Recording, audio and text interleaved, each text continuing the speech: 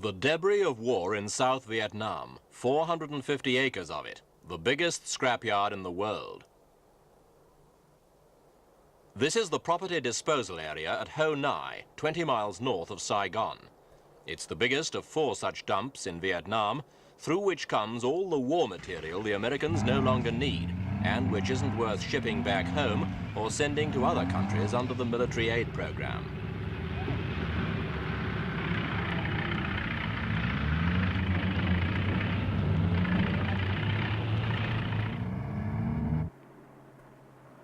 The phrase, "you can get anything from a pin to a tank," is almost literally true at Ho Nai. There's row upon row of abandoned tanks, lorries, jeeps, and armoured personnel carriers, some twisted almost beyond recognition.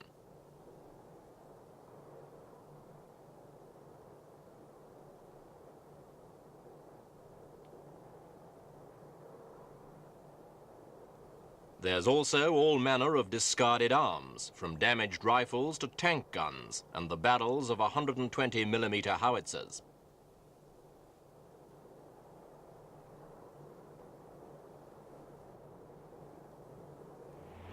All this stuff comes into the Ho Nai yard at the rate of 300 truckloads a day, and most of it goes out again within a few weeks.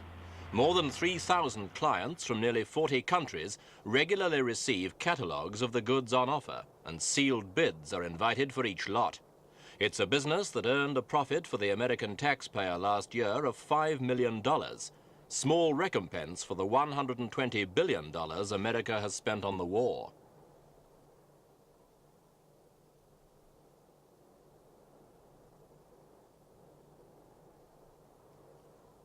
There's also been a lot of illegal acquisition of goods by various army units which would buy equipment here, pass it off as having been wrecked in use, and then claim brand new replacements.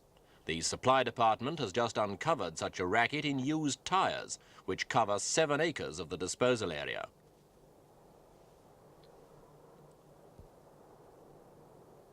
At Ho Nai, they say they've got one of everything the war has produced, although some of the items, like these helicopters, are hardly recognizable now. The lighter metal is crushed into small, neat cubes and sold mainly to dealers from Taiwan or Singapore. Away from the scrap, there's an incredible array of items that can be reused or stripped for parts. Many of Saigon's taxis come from here, refits of abandoned American staff cars.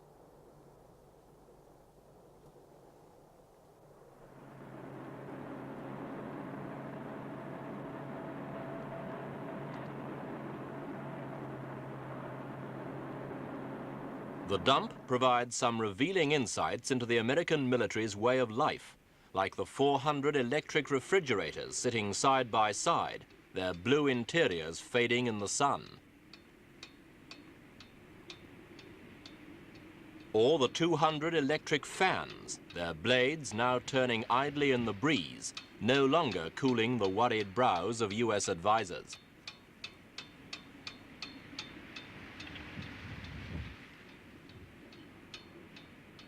Inside the guarded warehouses are other examples of luxurious junk collected from scores of American bases.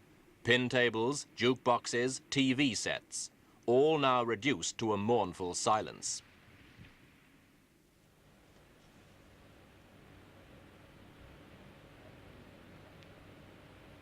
There's even a set of old golf clubs, its owner presumably dead or now doing the rounds on better greens back home. Snaps for the family. The latest lurid paperbacks.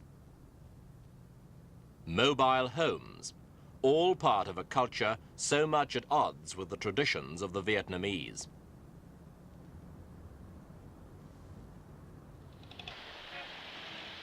In Saigon itself, the American presence has already faded from the city, and something like the atmosphere of French colonial days seems to be replacing it. Life is relaxed, informal.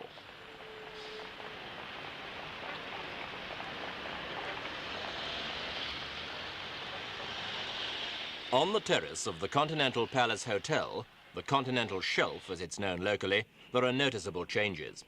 During the war, the terrace was often crowded with American officers entertaining their guests. Now just the occasional one or two linger on. The rest have all gone home. And it's said that even Saigon's bar girls are taking secretarial courses, ready for the day when the last American leaves.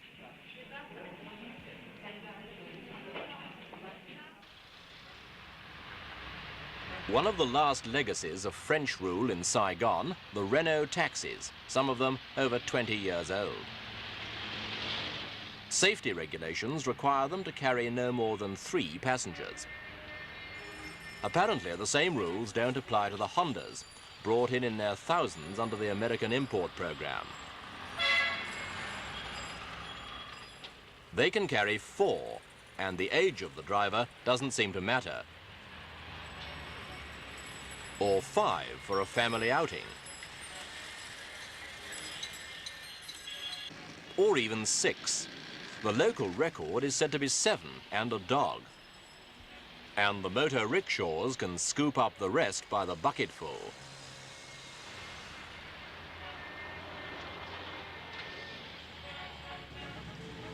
The feeling in Saigon is a mixture of relief that the worst of the fighting is over and disbelief that the peace will last. But if the war does actually end, Vietnam will have to address itself to the urgent tasks of reconstruction.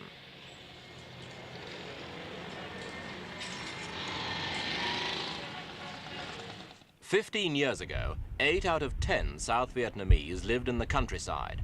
Today, only 5 out of 10 do so. The war forced many people into the cities where they felt a little safer. This enforced movement has had practical effects. Where once it was the granary for Indochina, South Vietnam now cannot grow enough rice to feed itself. But the flight from the countryside could be a blessing in disguise if it forces on South Vietnam the industrial revolution the country will need to extract prosperity out of peace."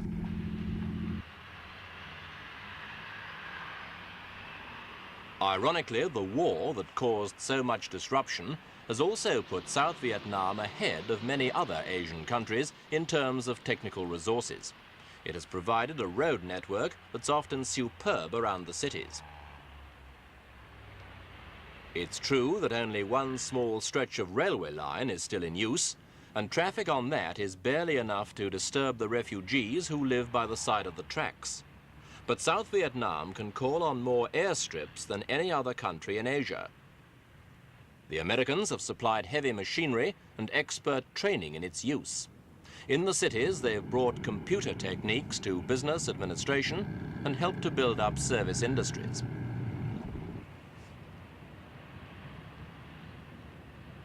Outside Saigon, some of South Vietnam's new industries are already taking shape. Much of the investment in new factories is Japanese, especially in electronics, which needs a lot of workers. South Vietnam can provide them, and cheaply. Economists in the government are thought to be working on plans to attract massive industrial investment by allowing special tax concessions to any foreigner willing to build new factories.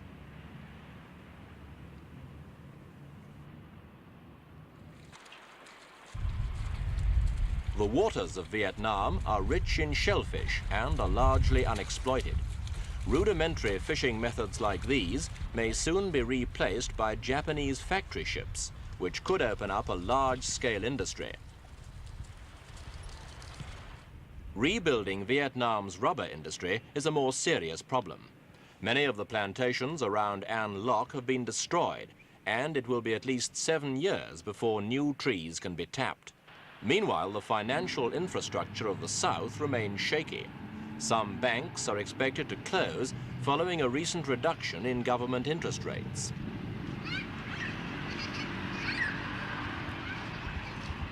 At the street corner level, the black market has virtually ceased to function. Where once you could buy enough parts almost to build your own helicopter, there is now only a poor assortment of minor items. As the Americans disappear, so do the goods stolen from their duty-free stores.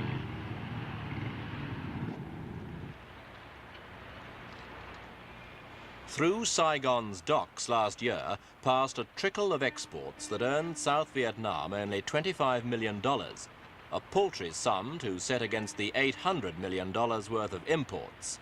and one that shows just how far the country has to go before it can do without American subsidies.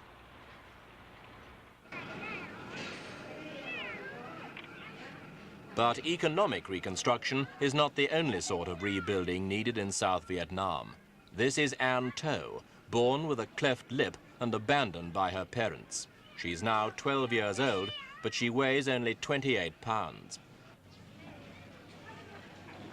And this is Lao, devastatingly handicapped by the war, paralyzed by a splinter from a grenade which lodged in his spine 5 years ago. He spent 2 years in an American hospital and returned to his parents speaking only English. He can walk with braces but needs constant special care. Both An To and Lao are patients at South Vietnam's only hospital for plastic surgery and the reconstruction of shattered faces and bodies. Surprisingly, war injuries account for only 12% of cases here. The remainder are the products of appalling living conditions and malnutrition. Some of these children suffer from a disease called noma, whose symptoms can be horrifying. Faces can be eaten away in a matter of days. The disease was last seen by Europeans in the Nazi concentration camps.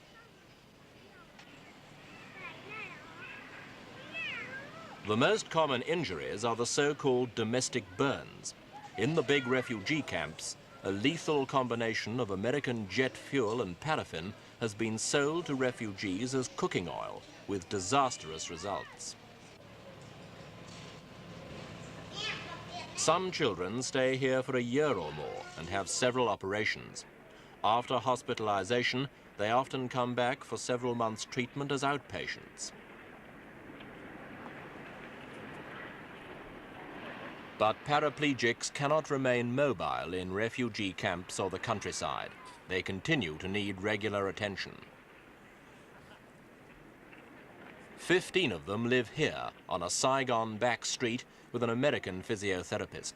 All but one has learned to walk and go to school to train as watch or radio repairers. But for every child that gets treatment, there may be 10 more who need it. And no matter how much aid is poured into Vietnam to heal the scars of war, these children will continue to be a reminder of its horrors for the rest of their lives.